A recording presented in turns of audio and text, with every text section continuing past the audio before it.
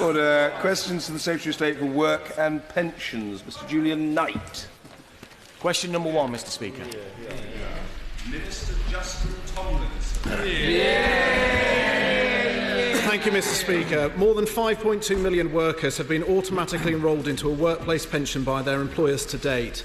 Since the start of the automatic enrolment, workplace pension membership in the private sector has risen from 32% in 2012 to 49% in 2014. A very positive start. Julian Knight.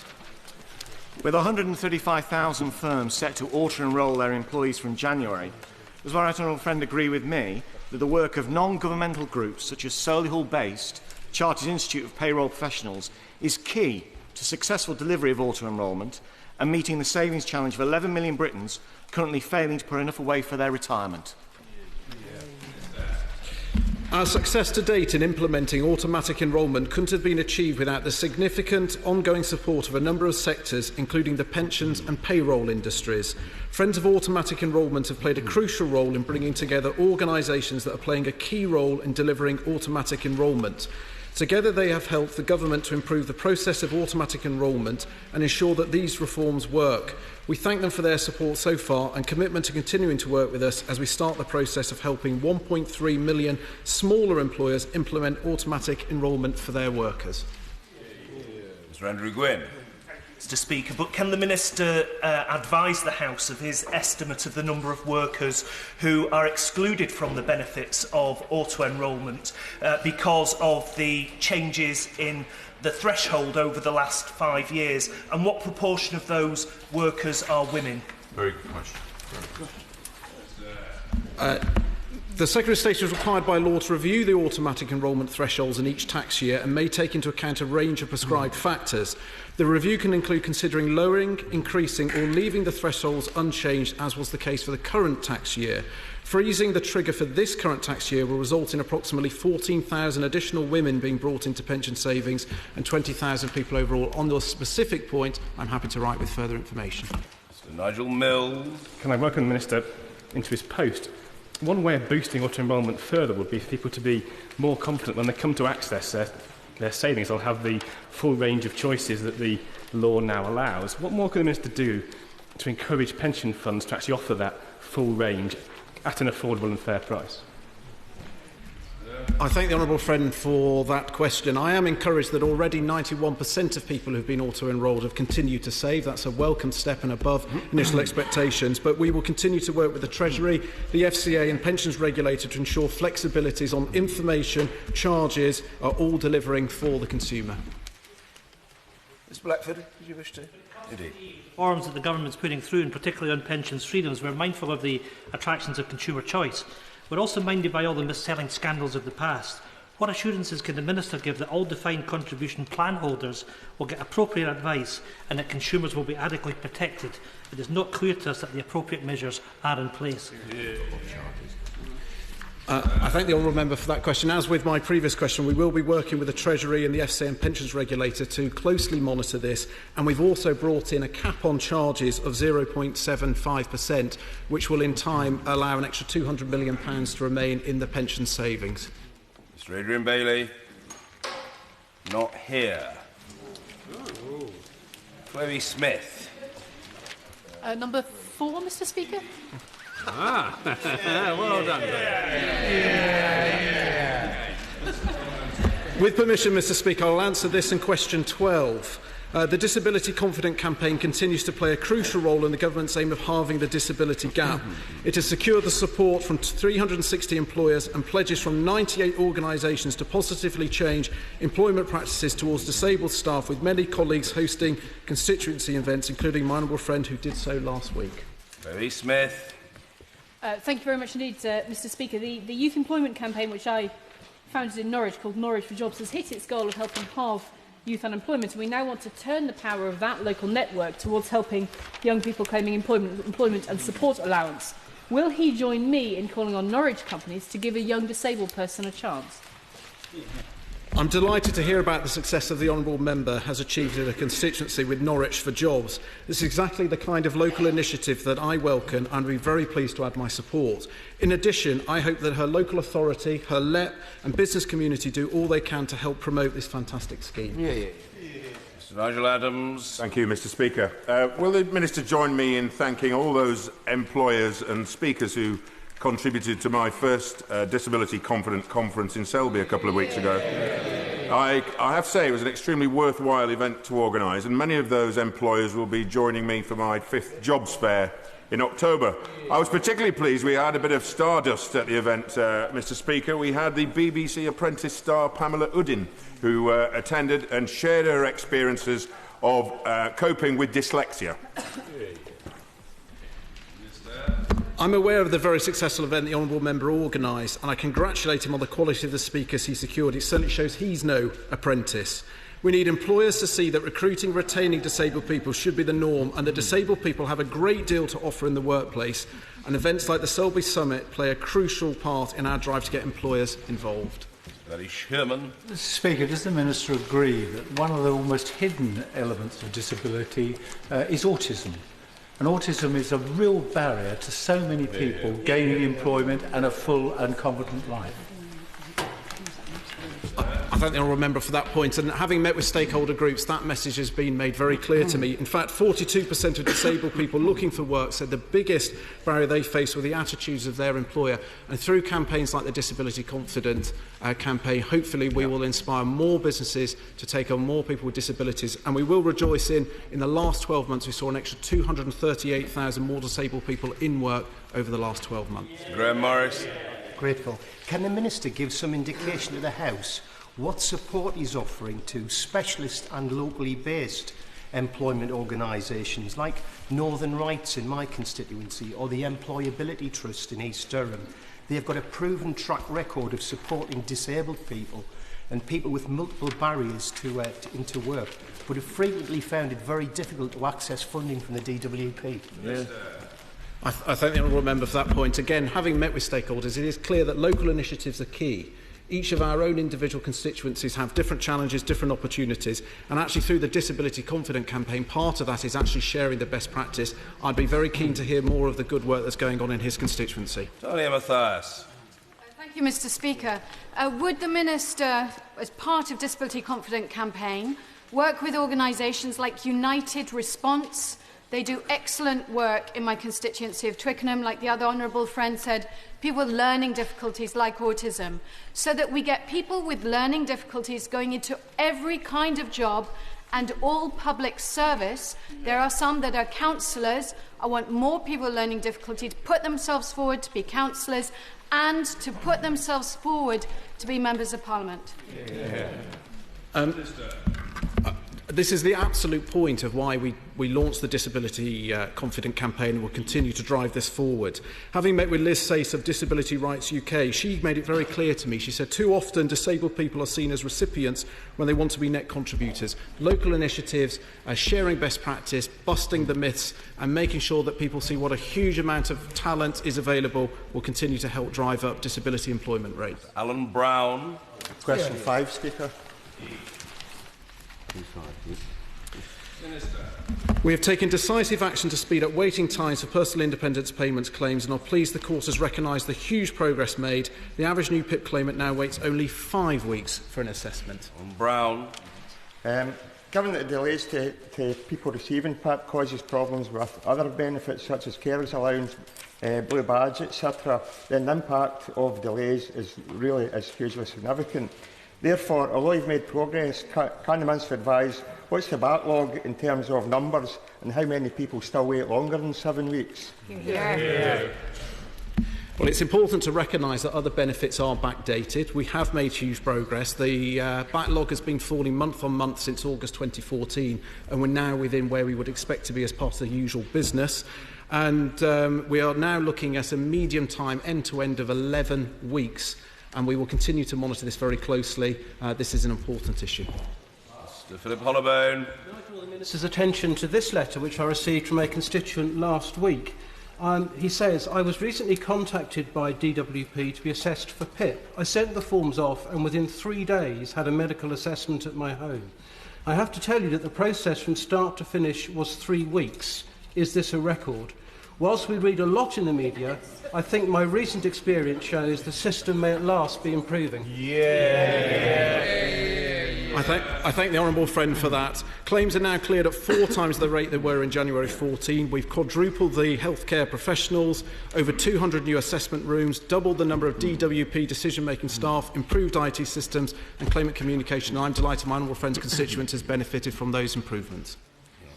Dr Ailey Whiteford. Can I welcome new ministers to their roles?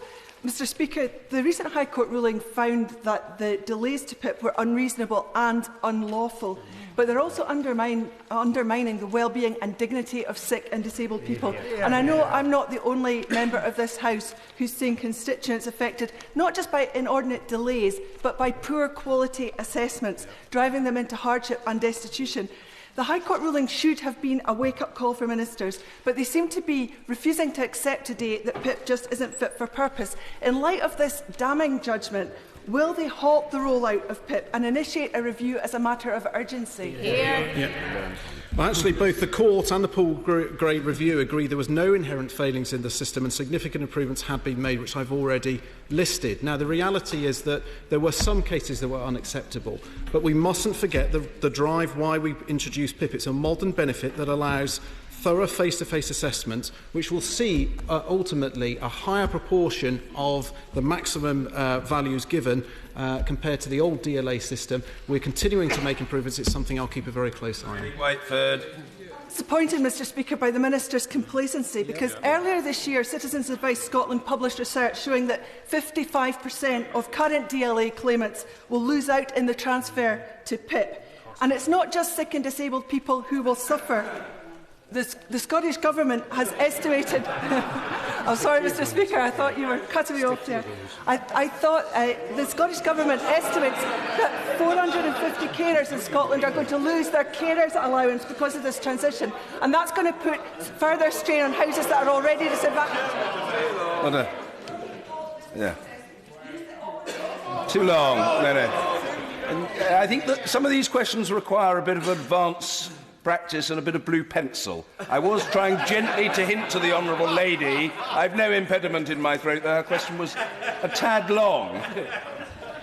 Minister. I'm afraid I don't share those views. PIP is a far better system than the former DLA. Under DLA, only 6% of people had a face-to-face assessment, 50% of awards were given with no medical advice, and 71% were allocated on lifetime awards, even though 1 in 3 cases would change within 12 months, often the case that their conditions got worse and they were missing out on the appropriate support. We are right to push this, and I will continue to keep a close eye on the improvements we've made. Heaton-Jones. Thank you, Mr Speaker. Can I warmly welcome the Minister to his post. My North Devon seat has many isolated rural and coastal communities. Can I ask the Minister what is being done to ensure that those assessment centres can be more accessible and more flexible for people in those communities? Absolutely right. I thank my honourable friend for that. He's a real champion for his local constituents. We've added an extra 200 assessment rooms. For those who find it difficult to reach an assessment room, they can either travel by car, long as it's within 60 minutes, 90 minutes on public transport, or with prior agreement with the assessment providers, can have their taxes provided and paid for. Dennis Skinner. What a difference a weekend makes. Last Saturday, thousands of disabled people were marching in protest against their cuts in benefit. This minister comes here today trotting out his sunshine stories, whilst in the real world disabled people are losing benefits left, right and centre. He can remedy that today by saying this government will not cut the benefits of any disabled person throughout this Parliament. Come on, say it.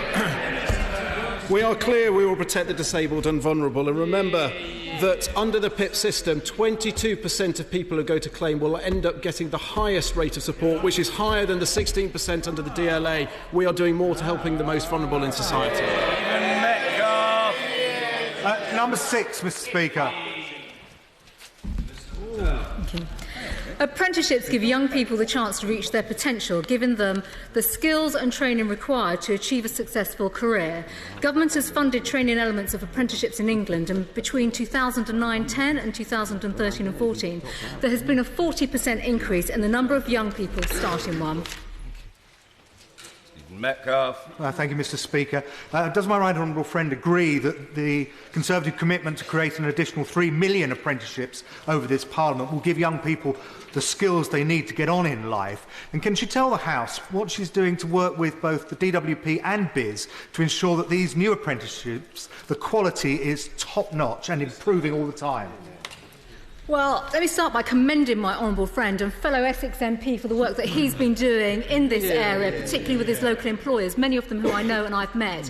He's of course right, Mr. Speaker, that our commitment to create 3 million apprenticeships will give young people vital skills to reach their full potential, and we're already working with the Department of Business and employers as part of our apprenticeship reforms to ensure that Britain's young people get a quality apprenticeship and take them to their full potential. Mr. Robert Flello. Mr. Speaker, whilst indeed there are some excellent apprenticeships, there is no doubt about that, sadly all too often there are also employers that are using it as effectively a rebranded YTS YOP type arrangement. What is the Minister going to do in terms of publishing details of employers who do abuse the apprenticeship system, or is it simply the case that the scrutiny doesn't allow for that at all? Well, what I'd say to the honourable gentleman is we all know, and I think this House recognises, that apprenticeships are vital. They give young people the chance to reach their full potential and all the skills. With regards to employers, and I hear the lady opposite chuntering away, employers play a vital role here in this scheme. I've already touched on the fact that we are working with the Department of Business on our reforms, on delivering 3 million apprenticeships, and employers will be at the heart of this, along with providing quality training and accountability in their role with apprenticeships. Amanda Milling. Thank you, Mr. Speaker. I saw the impact that access to apprenticeships and high-quality training has on young people entering the workplace on a recent visit to FCS in Hensford. Will my right honourable friend join me in praising the work of businesses like FCS in offering apprenticeships to young people, and does she recognise the role that businesses can play in working with the government on initiatives to tackle youth unemployment? Let me start by welcoming my honourable friend to the House as a new Member of Parliament. I think it's interesting just to hear the conversations on the benches opposite where they don't like success stories, such as a business in my honourable friend's constituency. Not only will I commend her local business, but I think it's important that this House recognise the vital contribution that employers such as FCS make in offering young people apprenticeships. And also I think she's touched on a very valuable point here. They also support young people in that transition from school to the world of work, which we know is challenging for young people, and we will support employers on that. Mr. Stewart. Thank you, Mr. Speaker. As someone who has served an apprenticeship under a dual system, where it's high-quality apprenticeships, does the Minister accept that employers have to play a much larger role in providing the skills base for our apprentices, and just expanding level 2 apprenticeships isn't sufficient? Well, I welcome my the honourable lady's comments there. I think this is all about quality. The quality of the apprenticeships is exactly where we should all be, and working with employers in particular to make sure that they are giving our young people not just the hopes and aspirations, but the skills required for their own businesses, for their own sectors, that can enable succession planning within companies and sectors too. The other point that I would like to make, Mr. Speaker, is that through our commitment to deliver 3 million new apprenticeships, we are absolutely clear on the fact that they should now provide parity to a degree equivalent qualification as well. And of course employers play an important role in delivering that. Moon. Number 8, Mr. Speaker. Mr. Speaker, may I thank the honourable lady for her question, and also give her this opportunity to offer her my condolences, having not spoken to her before, and all her campaigning in this area. I'm currently reviewing all policy on welfare at the moment, and the outcome of this will be announced when work is complete. But as my honourable friend has said, it is our intention to protect the most vulnerable, including the disabled. Our reforms demonstrate, I believe, a strong record of supporting disabled people, We introduced PIP to ensure more support is going to those who need it, and over 700,000 of those stuck once upon a time on incapacity benefits under Labour are now preparing or looking for work. And spending on disability benefits increased in real terms, and disability employment, as my honourable friend has said, has increased by 238,000 in the last Parliament. Madeline Moon. I thank the Secretary of State for his condolences.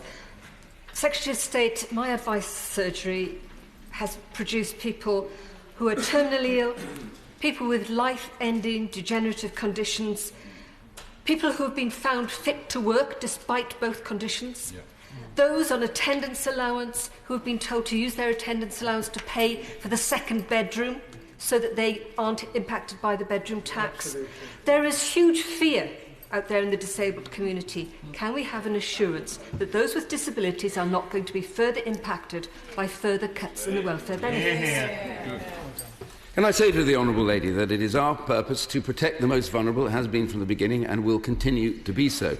There is no reason why people should, in that case, be fearful, and I do hope that members opposite don't set out in any way to try and whip that up. I'm not by any means accusing the Honourable Lady of that at all. But the reality is that we have to review welfare spending, but we want to do it in a way that actually changes lives. The huge increases in welfare spending under the Labour government, some 60% increase, much of which we felt went to the wrong people not doing the right thing. And that is the key point. So all I would say to the Honourable Lady is our purpose is to reform welfare to get people back to work and ensure those who cannot manage and have disabilities are treated with the utmost kindness and the utmost support. Thank you, Mr. Speaker. There are many unpaid carers in my constituency of Eastleigh. Does my right honourable friend agree that flexible working patterns can be an important part of support for unpaid carers? What encouragement can this government provide employers and employees who need to embrace such flexibility? I say to my honourable friend that under universal credit, that will help enormously people who have caring responsibilities and others who have periodic requirements to be at home, because it pays every single hour to be in work. And the second point is that in universal credit, under the in-work allowances, we now have included an extra piece of support for those who care for others on top of the carer's allowance. Green. Mr. Speaker, disabled people don't want kindness. They want justice and access to the benefits that help them to live their lives. So will the Secretary of State give disabled people a cast-iron guarantee, no cuts to their benefits, no cuts to the tax credits, and no cuts to the disablement premiums that those tax credits can bring? Disabled people need those assurances, as we understand that the Secretary of State has now agreed with the Chancellor that we're in the anticipation of £12 billion of welfare cuts. Can I just remind the Honourable Lady that under the Conservative government, the last Parliament, DLA spending was up by half in the decade before PIP came. And just 6% of new claimants had face-to-face assessments under them as an alternative. And PIP and the 20% currently get both the higher rates versus 16% in DLA rather than PIP. So our reforms are about helping those in greatest need. But let me just remind her of something. Just in case you've forgotten, we did debate the overall figure of £12 billion, and they lost the election, just in case they didn't remember that. But I do remember something that her honourable friend, who is now not with us for the moment, and I send her my best, she said, and I quote this, "Labour will be tougher than the Tories when it comes to slashing the benefits bill." So isn't it a bit of hypocrisy for Labour members to come here and then claim, having said that they would be tougher than we are? Kate Green.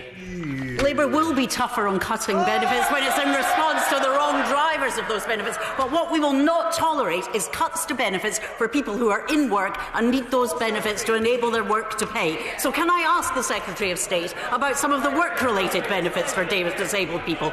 Will he confirm that there will be no cuts and no downgrading of the payments to those on employment and support allowance in the work-related activity group? And will he confirm whether industrial injuries disablement benefit will be protected from cuts or not? Well, I just simply say to the Honourable Lady that she really needs to think carefully what she says, because they say now they will be tougher than us. I give her this simple pledge. We will protect the most vulnerable. The only thing that's tough at the moment is it's tough on Labour because they lost the election because they had no idea how they were going to end the deficit, and that is why they're sitting over there. Anne McLaughlin. 9, Mr. Speaker. The issue of contact with children and the calculation of child maintenance, while interrelated, are two separate issues. In the calculation, we will reflect the level of care a parent provides for any child they should pay maintenance for, but we have no power to direct what level of care that should be. That is a matter for the parents to either agree privately or through the courts. McLaughlin. I asked the question on behalf of a constituent of mine, but obviously many others will be in the same situation, and I don't agree there's no link there. It quite clearly states on the CSA website that if you spend less time with your children, you will pay more in child maintenance. And some people spend less time with their children because the other partner, through no fault of their own and through no suggestion that there's any detriment to the children in seeing that parent, stop them seeing the parent. So I would ask the Minister to consider looking at this and stop punishing parents twice over. What I would say to the Honourable Lady is that child contact following a separation of two parents is always a difficult and emotive issue. On that basis, obviously, children's needs must be met by a parent, both parents, financially, in terms of financial support when they separate. But I would also add that we are investing in support for parents to help them make more family-based child maintenance arrangement, and will continue to help and secure separated families so that they can do what is in the best interest of their child. She mentioned she has a particular case, and I will very happily look into that. Thank you, Mr. Speaker. The Minister is quite right in saying that these two issues of contact and payment are separate. In most cases, it's right that a child stays in contact with both parents if they're no longer living together. But I just press the Minister, it can't be right that a payment should be linked to a right to see that child. Well, my honourable friend makes a very valid point, and we know, as I come back to my point earlier on, this is a very emotive issue for separating parents, and much of this is arbitrated in the court system as well. This is all about balance in terms of parental support and parental access. Access is a matter for the courts and not for DWP. But as I have already said, we as a department and as a government are already investing in support for parents to make the right kind of arrangements, and we will continue to do so and help separated families so that they can do what is in the best interest of their children. Number 10, Mr. Speaker.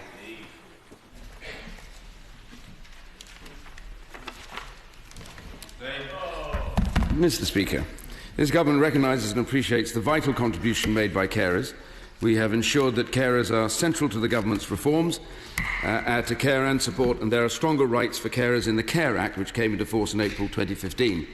Since 2010, the rate of carers' allowance has increased from £53.90 to £62.10, and this April we increased the earnings threshold for carers by 8% to £110 a week. The government is committed to continuing to provide financial support for carers throughout the benefit system. Thomas Simons. Thank you, Mr. Speaker. Young carers in our society perform an absolutely vital role, often balancing their responsibility of caring with work or with study. Yet, if a young carer is in full-time education, they are not entitled to carers' allowance. What will the Secretary of State do to remedy this injustice? Well, I remind him that this was very much the situation when his party was in government, so before he starts lecturing too much about what we've done more to improve the status.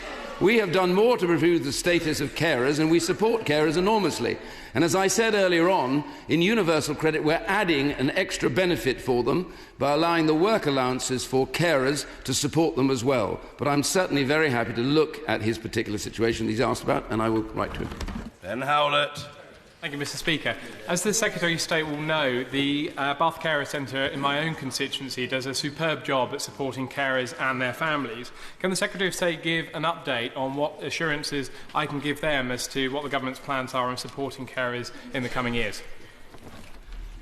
Well, as I said already, and I say to my honourable friend, we've done a huge amount to support carers in the last Parliament. We intend to continue to protect and support carers throughout this Parliament.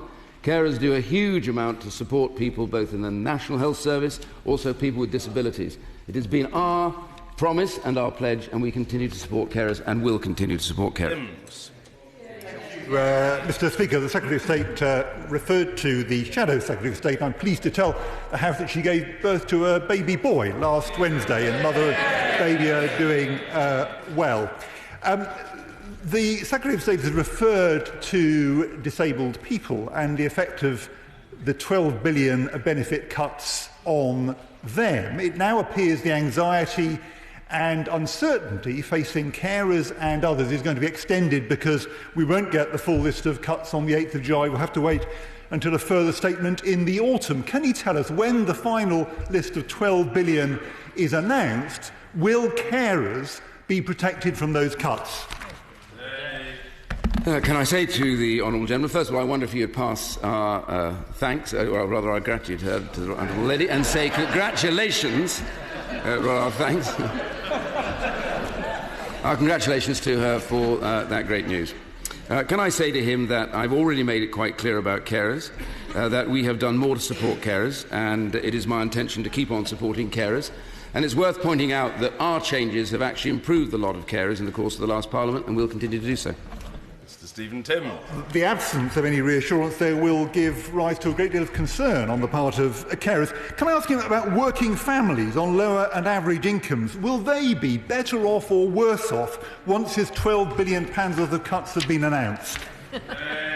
Well, I said to the honourable gentleman, we are looking at welfare, we are looking to reform it, and when we are ready, I will come forward with announcements about it. But I do want to just take him back to the issue of tax credits as far as he is concerned. We've had a lot of Labour people going on about tax credits, but I looked up how tax credits were increased over the period they were in government, and quite interestingly, it appears just before every election, the Labour government increased tax credits dramatically. In 2004 by 60%, just before the 2005 election again by 7.2%, and then just before the 2010 election, both by 14.4% and by 8.5%. The truth is, his government has always used benefits as a way of trying to buy votes. We believe that benefits are about supporting people to do the right thing, to get back to work and live a more prosperous life. Mr. Bett. 11, Mr. Speaker.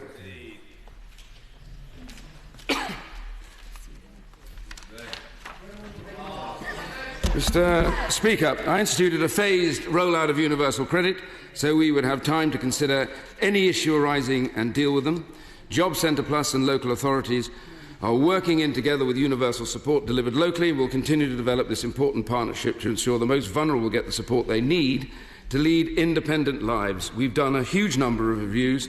We regularly engage with over 50 landlords across all the sections, including meeting with social landlords in key areas where universal credit is live.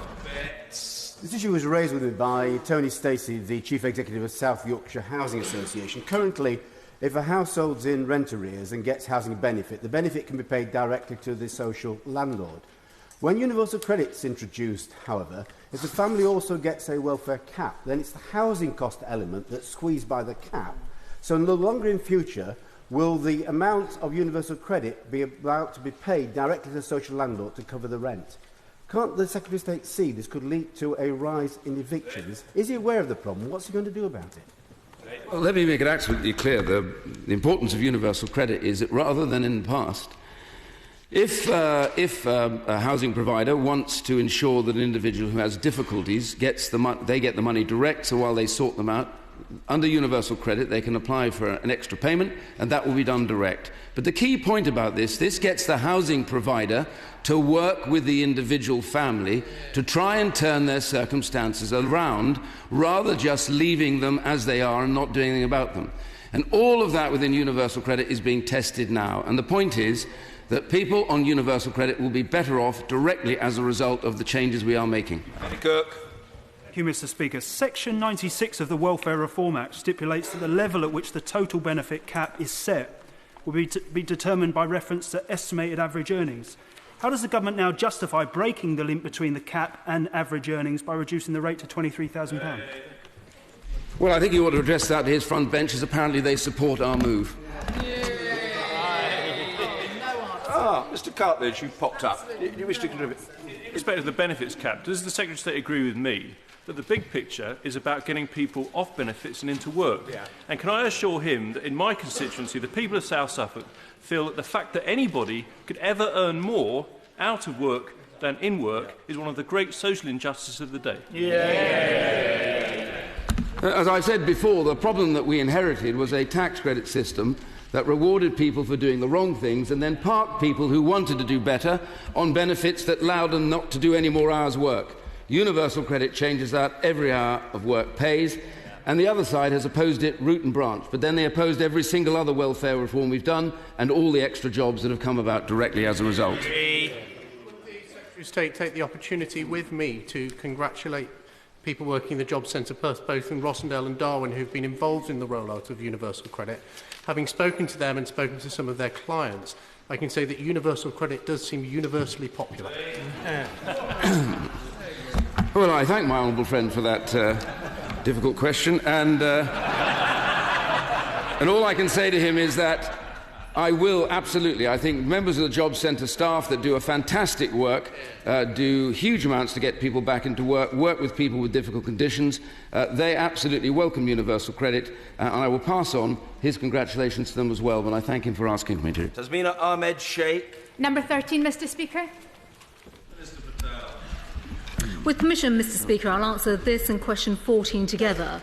We have looked at this issue extensively, and we agree with the conclusion reached by the all-party parliamentary inquiry into hunger that the reasons for food bank use are complex and overlapping.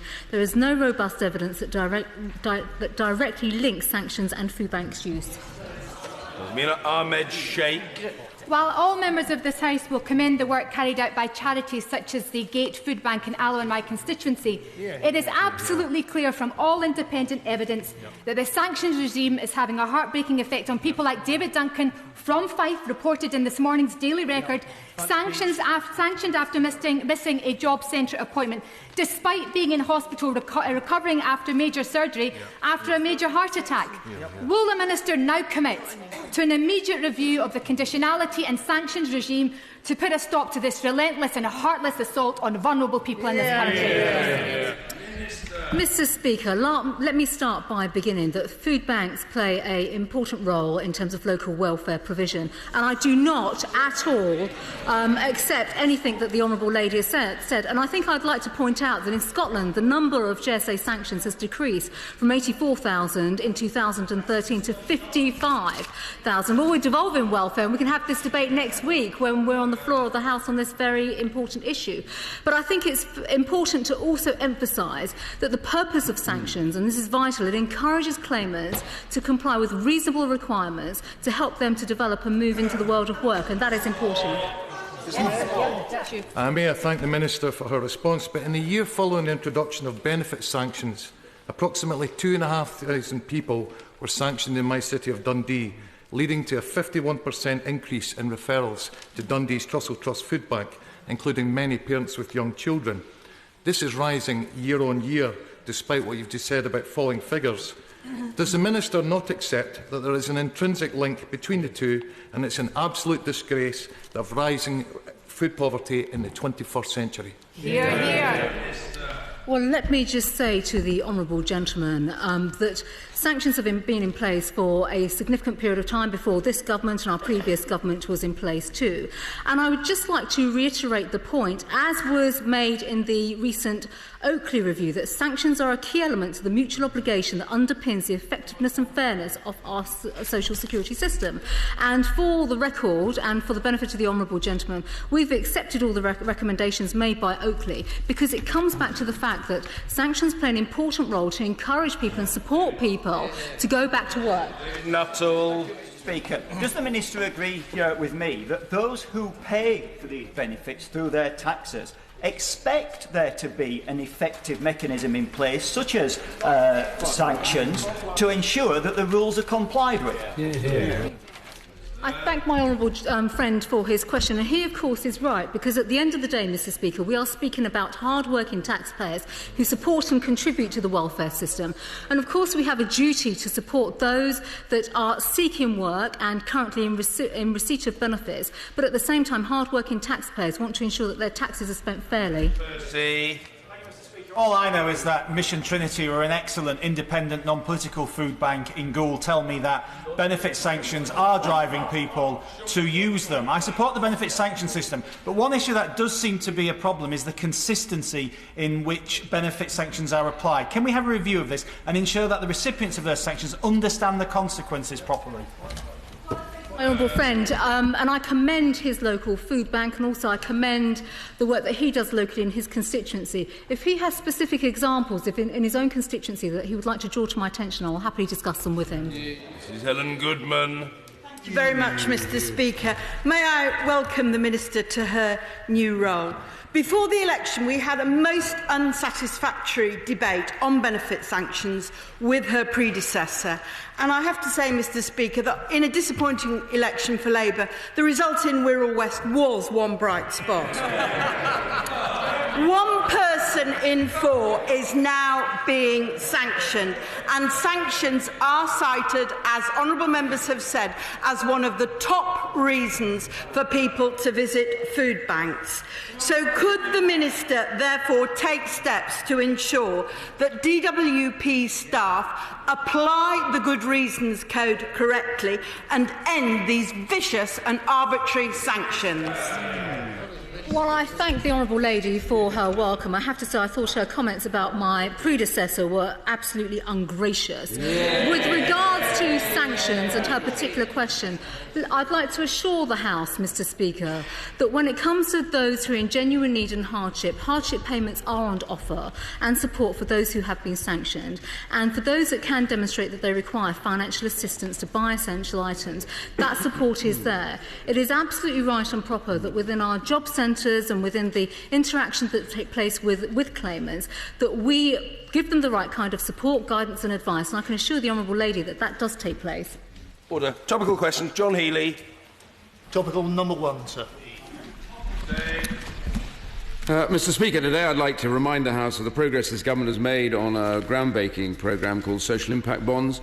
Last Parliament, we set up the Innovation Fund working with young people at risk of falling out of the education system or even joining gangs. And this is a radical departure from the funding systems of the past, where arbitrary spending was based on inputs. Now, with these impact bonds, money can be put into programmes that actually are about outcomes.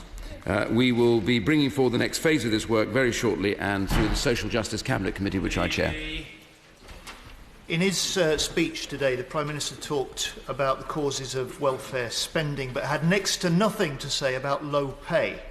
Yet the financial modelling that I've conducted on Labour's plans for raising the national minimum wage show that we could save £750 million on housing benefit and tax credit costs. Surely, getting to grips with these root causes is a better way of controlling rising welfare costs than attacking the incomes of the poorest. Well, I agree with the honourable gentleman that what we want to see is companies taking a fuller share of paying people a reasonable and decent salary. That is an absolute fact. It was under this government, in the last Parliament, that we actually raised the minimum wage twice. It's at £6.50 now, and it will be going up in October to £6.70. And the Prime Minister has made it very clear he wants to see it rise even further. So I agree, companies to pay better salaries, which means less tax credits from us. McCartney. What support is my right honourable friend's department giving to young people who are seeking apprenticeships and employment in my Colne Valley constituency? Well, let me start by commending my honourable friend, because I know that he is a strong and assiduous champion in his constituency when it comes to young people and apprenticeships. I can assure him, and I'd like to assure him, that we are engaging with young people in his constituency, and we are currently promoting 9 apprenticeships that are available with his local authority, while also working in partnership with Kirklees College to promote traineeships. And also during 2013-14, there were 616 apprenticeships that were started in his constituency. Stephen Timms. Thank you, Mr Speaker. We welcome the Government's belated decision to consult on a charge cap for savers withdrawing their money from pensions. Will the cap apply only to exit fees, or will it also cover recurring charges on investment and on income drawdown products, which says that kind of cap could save £10,000 out of a typical £36,000 pension pot? And before her appointment, the new Pensions Minister said in March that kind of cap was needed to protect savers. Will that wider cap be the topic of the consultation the government is introducing? I say to the right honourable gentleman that he's right in the first part of his question. The second part is the Chancellor, as he knows, has announced out this consultation in July. We have our concerns about some companies that may be overcharging, and that will form part of the consultation. Kevin Foster. I was pleased to meet with Disability Support Torbay on Friday to discuss the advocacy, support and advice they give to many local people. Does my right honourable friend agree that it is crucial to work with employers to make sure that they are aware of the work the government, such as the Access to Work scheme, is doing to help them employ and retain people with disabilities? I thank my honourable friend for highlighting such excellent local initiatives. With my previous answers, I raised how important that is. And last year we did see an increase of 238,000 disabled people in work. The employment rate is now 46.3%, up 2.1% from last year. And our Disability Confident campaign will continue to share best practice and signpost further help for local businesses. Marie Rimmer. Thank you, Mr Speaker. Following these front benches' shameful failure to once again answer a question today, can I ask again, why is the government refusing to publish the up-to-date statistics relating to how many people have died, having been found fit for work at their face-to-face assessments, even though the Information Commissioner has instructed government to do so? First of all, I do find it really absurd that honourable members opposite deliberately now try and misrepresent what happens under these schemes. And I also remind the honourable lady that it was her government that introduced the Employment Support Allowance and the Work Capability Assessment. And at no stage did they then start saying that somehow this led to people committing suicide. I want to say to her that actually people in that situation are often very delicate and difficult position. And for her to go round making allegations like this, I find disgraceful. Mrs. Maria Miller. Mr Speaker, the latest employment statistics show that under this government record numbers of women are in work. Yet there are 2 million more women who'd like to be in employment but are not. What discussions has the Minister had with colleagues to ensure that the barriers these women face are being removed? I thank my right honourable friend for her question. She's absolutely right. We are all about ensuring that more women get employment and enter the labour market.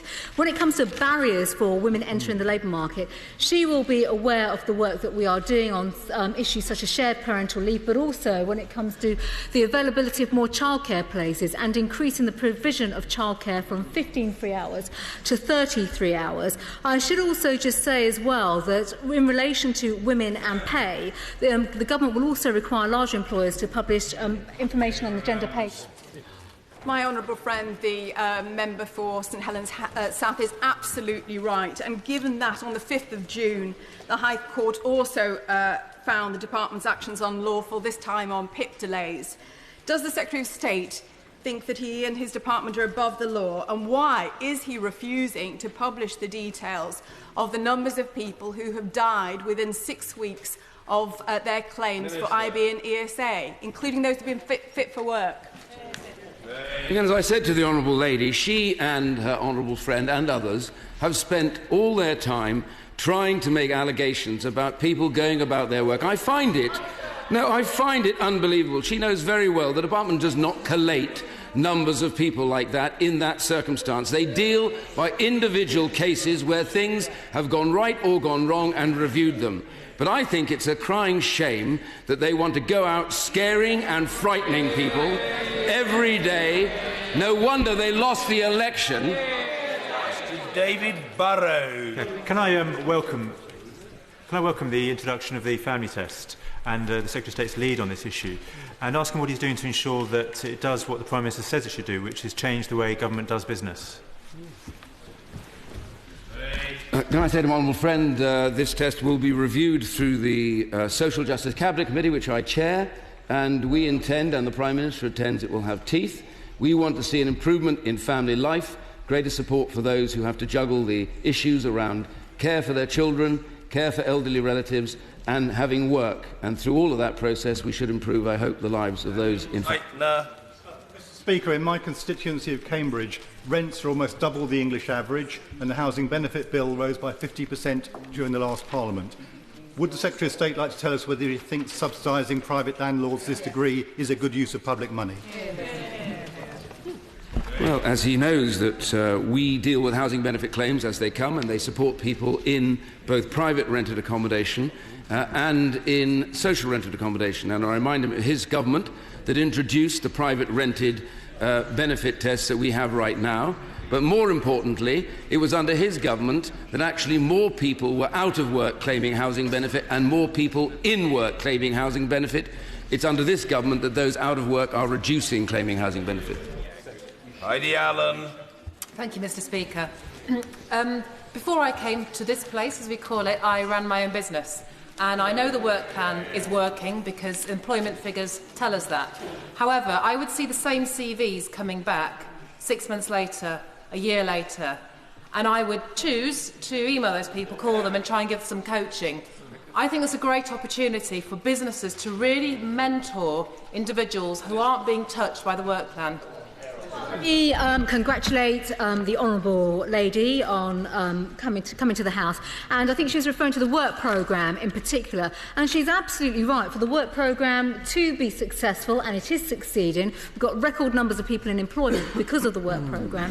For us, it's all about working with employers to find the right kind of work experience which helps them to fill vacancies and to make a big difference too. And work programme providers have the freedom to design and deliver the support that is most appropriate for the claimant with employers.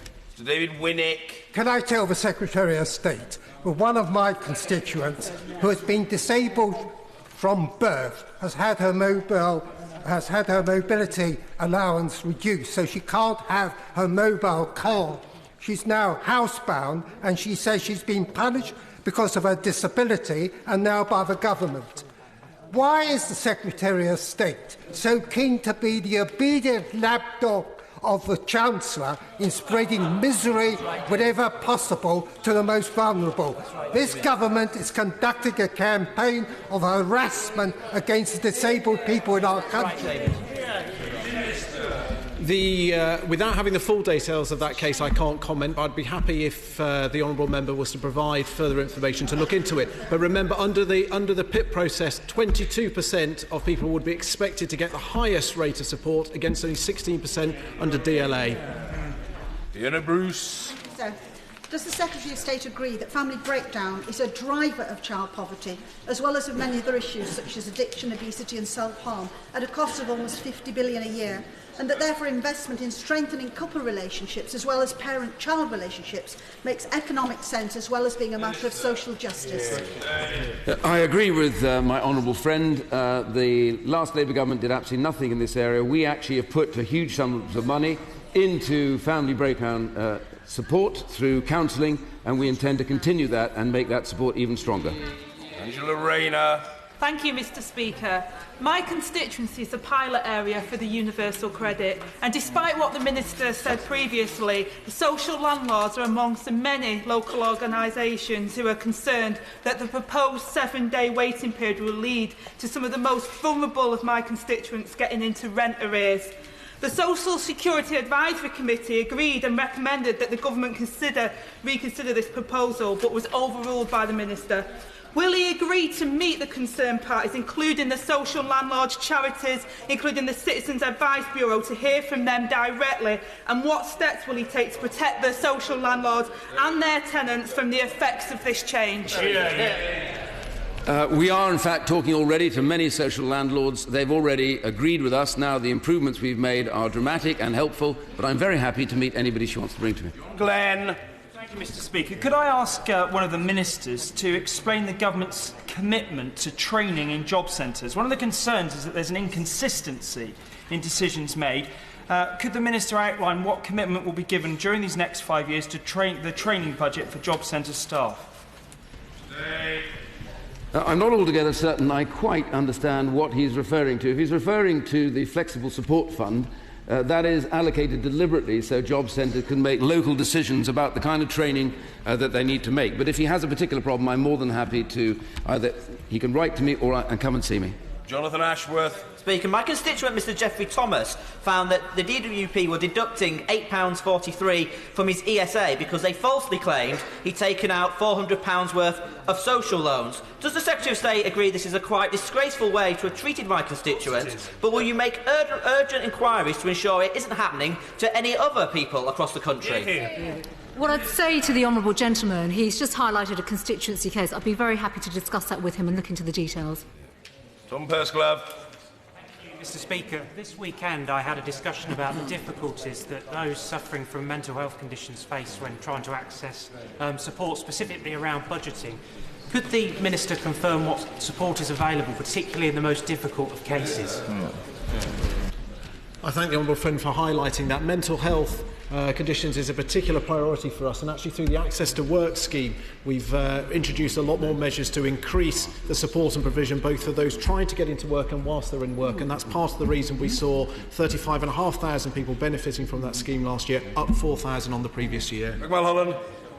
Thank you, Mr Speaker. 6-year-old Ellie Mae Brownnut tragically died on the 8th of May from Batten's disease, and her brother Caleb also suffers from the condition.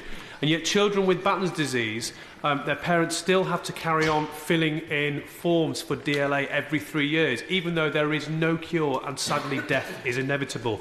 There are some conditions that are exempt from that and some that are not.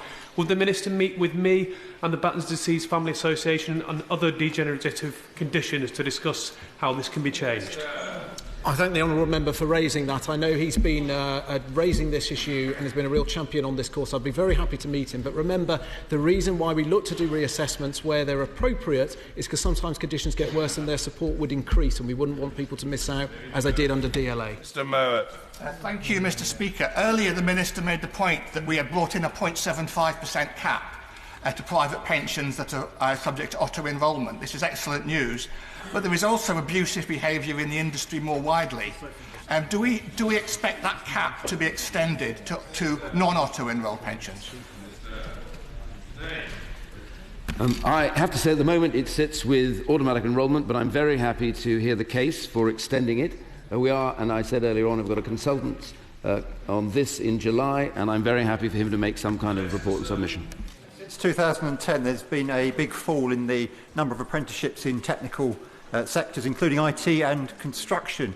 Does the Secretary of State accept that if his department is serious about addressing the need for high-paid jobs in this country, he has to do a lot more about the skills of young people? Well, I absolutely agree, and I'm glad that he raises this issue about apprenticeships. Under the last government, 2 million more apprenticeships. This one is committed to 3 million, and as my right honourable friend said earlier, we've also introduced a degree-level apprenticeship. So he's absolutely right. He's on the money. We want to do more about apprenticeships. If he spots something that he thinks would be helpful to us, I'm more than happy to see him about it. Ellen Waitley. Thank you, Mr Speaker. People with mental health problems can find it incredibly difficult to get a job and stay in employment. Can my right honourable friend please advise what the government is doing to help? Minister. That's being picked up through the Access to Work scheme. The changes we've made recognise the challenges for people with mental health conditions, both whilst they're in work and maintaining a work. And I know, as somebody who formerly employed somebody with a mental health condition, what a valuable contribution they can make, often with just very small changes and bits of support. We are graced with the presence of the Chair of the Public Accounts Committee, from whom we will now hear. Meg Hillier. Thank you, Mr Speaker. Mr Speaker, the Minister has just extolled the virtues of his department's support for people with mental health problems, but we know in reality that too many people are coming through the work programme with mental health issues and not getting work. Isn't it time that, for the benefit of those people and the taxpayer, some of his department's money was devolved to local areas so those people could get better support and get into proper jobs? Can I, like Mr Speaker, welcome the Honourable Lady to her post. Can I say to her, this is absolutely one of the areas that we want to take further and do more work on. Mental health conditions, one of the big areas that actually stops people getting into work. We want to do more to do that, more treatment and more support through job centres, and I'm very happy to discuss that later. Grahame. Mr Speaker, I welcome some of the statistics given by the Minister for the Disabled earlier. would he agree with me that actually the disability confident events is something that could be rolled out across the whole of the country? And would he consider holding an event where all MPs from across the House could hear from him and DWP staff how they're held, what advantages they have, so that we can all help this great cause forward? In the library of the House, which might be quicker. I totally agree. 13 MPs have already held events in their own constituency, and we all can play a vital role in promoting the opportunities for the wealth of talent that's available and willing to go into work. Last but not least, Peter Grant. Thank you, Mr. Speaker. The Minister may be aware of a report in the front page of today's Herald telling us of a recently retired employee who took advantage of the government's changes to pension regulations and as a direct result, was scammed out of his entire pension provision of £360,000. What steps are his department taking to make sure the changes that they introduced do not just allow gangs of criminals to declare open season on our pensioners? Well, I'm glad he's raised that. I'd like to actually hear more from him about that specific case. I haven't actually read that myself. But I will say to him, we're doing a huge amount now. Under the consultation, we want to look more at scams and how we stop scams, and I am very much going to represent that to industry, and will, if necessary, bring in the relevant legislation.